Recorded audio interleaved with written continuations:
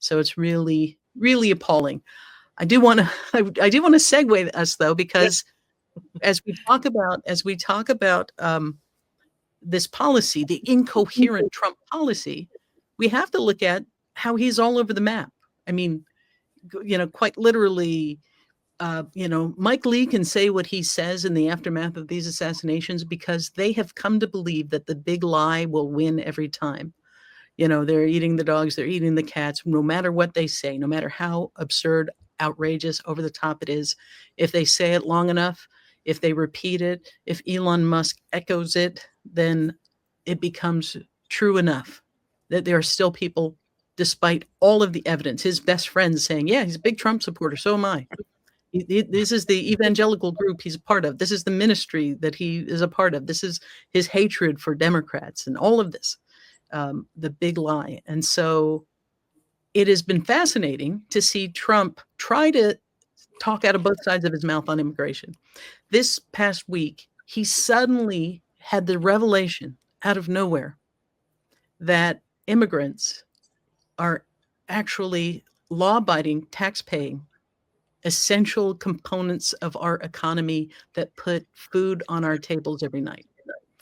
And he, was like, yeah, I've heard from some people that, these immigrants, they're really good folks and they've been working in places for 20 years and they are really important. And so we're going to stop raiding farms and we're going to stop raiding hotels and we're going to stop raiding, what else did he say?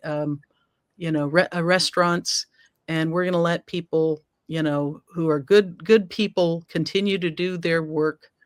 Because if we chase them out, then they'll be replaced by the bad immigrants that Biden let in. I mean, the contortions to try to make their incoherent immigration policy make sense is astonishing. And what I can only imagine is actually happening is a lot of people, there's a video clip going around of Latinos for Trump where this woman is singing the Trump song, and dancing with a Trump flag. And then you cut to today. First, her husband was deported, and now she's in the process of being deported and is sobbing.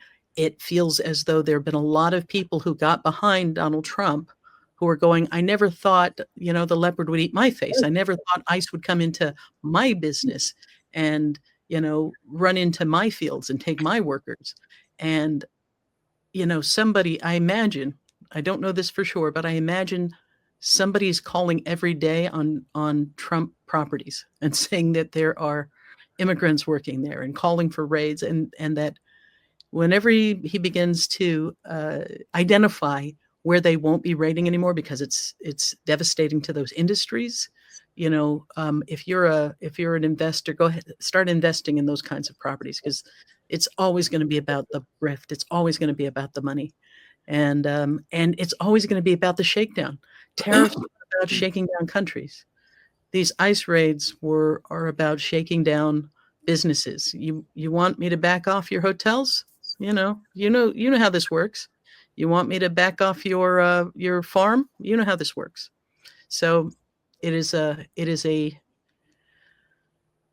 I just want to remind us that even when things seem like they don't make any sense, follow the money and you begin to see the thread that ties together everything that they do.